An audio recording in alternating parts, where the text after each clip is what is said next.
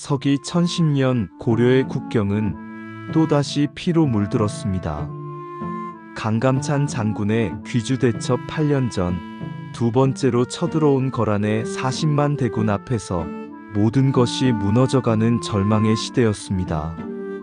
왕은 왕성을 버리고 몽진을 떠났고 백성들은 약탈과 학살 속에서 고통받았습니다.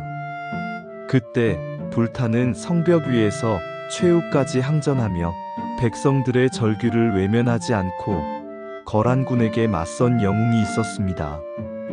그는 수천의 병사를 이끌고 수십만의 대군에 맞서 싸웠고 나아가 약탈당한 고려 백성들을 구출하기 위해 이빨이 빠진 사자처럼 적진을 헤치고 나아갔으니 그의 이름은 양규.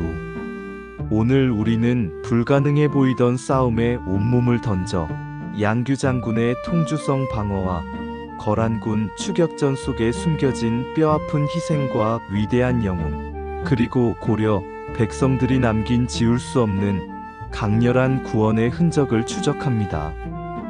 절망의 끝에서 희망을 외친 영웅의 처절한 서사 속으로 들어가 보겠습니다.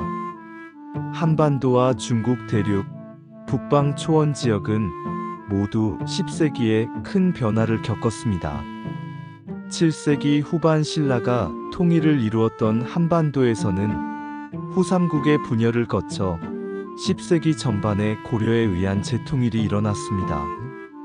세계 제국이었던 당이 무너지면서 중국 대륙은 긴 5대 10국 시대를 겪었고 10세기 후반에 송에 의해 다시 통일되었습니다. 북방 초원에서는 10세기 초에 거란족이 무서운 기세로 대두하여 국가를 세우고 발해를 멸망시키고 강자로 입지를 다졌습니다. 이렇게 거란과 송, 고려가 정립하면서 세 나라 사이에 긴장이 고조되었고 전쟁이 연이어 벌어졌습니다. 고려와 거란은 993년 성종 12부터 1019년 현종 19까지 30년 가까운 긴 시간 동안 여러 차례 전쟁을 벌였습니다. 거란이 공격하고 고려가 방어하는 형세였습니다. 994년 성종 13회 고려와 거란은 1차 전쟁을 끝내고 강화를 맺었습니다. 고려는 송과 관계를 끊고 거란에 사대하며 양국은 압록강을 경계로 영역을 나누는 것으로 정리되었습니다.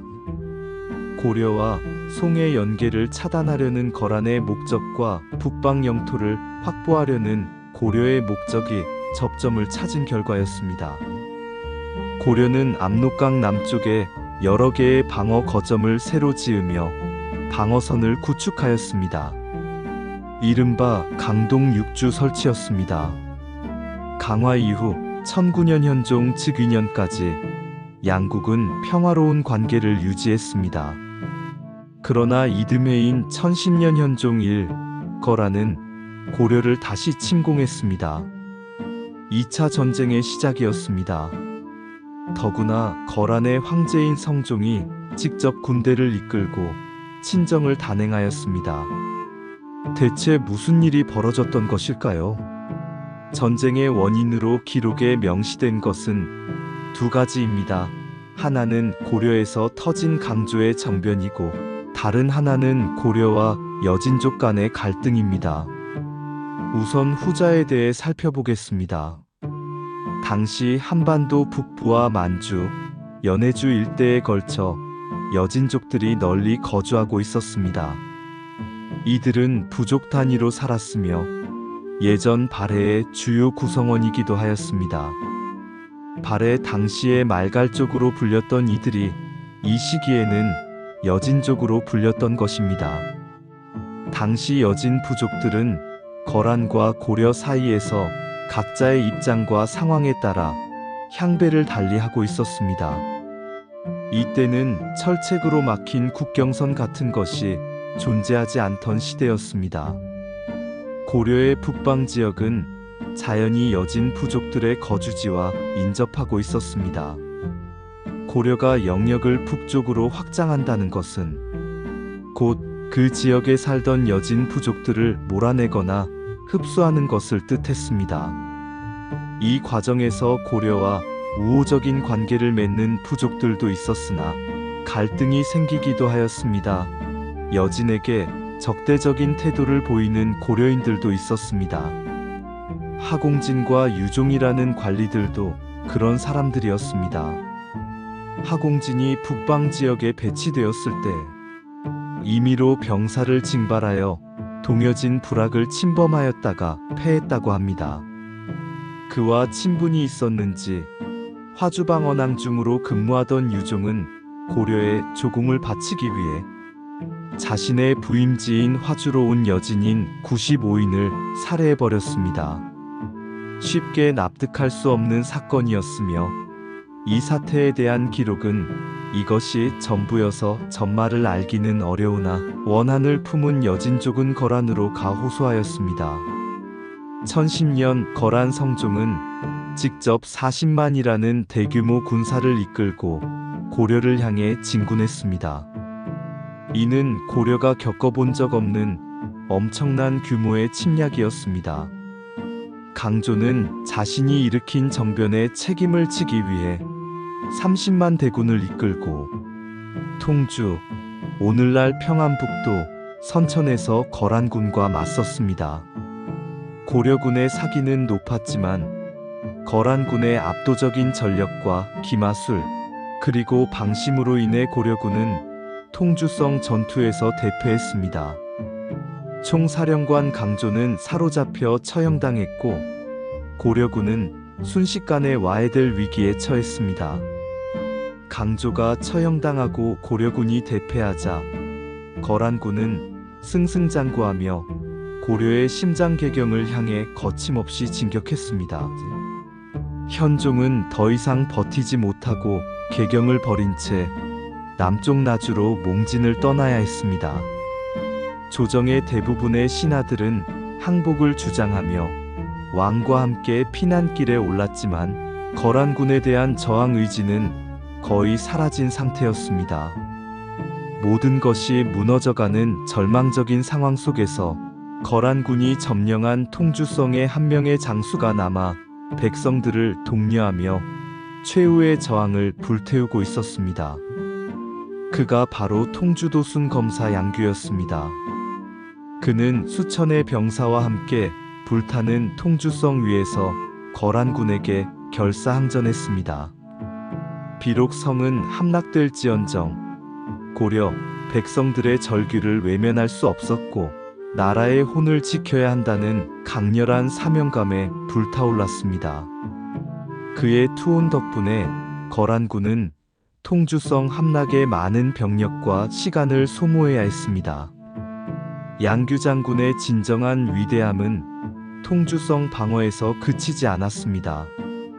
그는 거란군이 개경으로 진격하는 동안 함락당했던 통주성을 극적으로 수복했습니다. 그는 기지를 발휘하여 통주성에 갇혀있던 고려 백성들을 구출하고 산산이 흩어졌던 잔여 병력들을 다시 규합했습니다. 그리고는 거란군에게 약탈당하여 끌려가던 고려 백성들과 재물들을 되찾기 위해 거란군의 뒤를 끈질기게 추격하기 시작했습니다. 양규 장군의 부대는 비록 수천 명에 불과했지만 그의 리더십 아래 흩어졌던 군사들은 굳건한 투혼으로 뭉쳤습니다. 그는 무수한 전투를 거란군과 벌여 끈질긴 게릴라전을 펼쳤고 거란군에게 포로로 잡혀가던 고려 백성 약 3만여 명을 구출해냈습니다. 이들은 자신의 삶을 포기하지 않은 채 끝까지 싸워 백성을 구원하려 했던 진정한 영웅이었습니다. 하지만 양규 장군의 고독한 추격전은 너무나 힘들었습니다. 거란군 본대는 여전히 강력했고 고려군은 지치고 굶주린 상태였습니다. 1011년 정월 거란군 본대가 퇴각하는 길목에서 양규 장군은 마지막까지 백성들을 구출하기 위해 전투를 벌였습니다. 그는 거란군에게 잡혀있던 마지막 백성들을 구출하는데 성공했지만 결국 흥화진 인근에서 거란군에 포위되어 최후의 일전을 치르게 됩니다. 양규 장군은 끊임없는 싸움으로 지칠 대로 지쳤고 화살이 다 떨어지고 칼날마저 부러졌지만 그는 끝까지 싸움을 멈추지 않았습니다. 그는 전장에서 장렬히 전사했고 그의 휘하에 있던 김숙흥 장군 등 모든 장수와 병사들 또한 그 자리에서 산화했습니다. 그의 시신은 수십만 대군 앞에서 굴복하지 않았던 고려의 자존심 그 자체였습니다. 양규 장군의 죽음은 고려 마이너스 거란 전쟁 2차 침략에서 가장 비극적인 순간이었지만 그의 투호는 결코 헛되지 않았습니다. 거란군은 양규 장군의 끈질긴 저항과 고려 전역에서 일어나는 민족적 항쟁에 큰 타격을 입었고 결국 고려와 강화하고 물러나야 했습니다. 그의 희생은 훗날 강감찬 장군의 귀주대첩 승리에도 간접적인 영향을 미쳤을 것입니다. 거란군은 고려가 결코 쉽게 굴복하지 않는 강인한 민족임을 뼈저리게 깨달았을 것입니다. 양규 장군은 거란의 압도적인 전력 앞에서도 굴하지 않고 오직 백성을 구원하겠다는 일념으로 싸웠던 진정한 영웅입니다. 그는 비록 전쟁에서 패하고 장렬한 최후를 맞이했지만 그의 희생은 고려의 정신적 기둥이 되었고 백성들에게는 절망 속에서 피어난 한 줄기 희망이었습니다. 고려 역사에 영원히 지워지지 않는 구원의 흔적으로 남아있을 것입니다.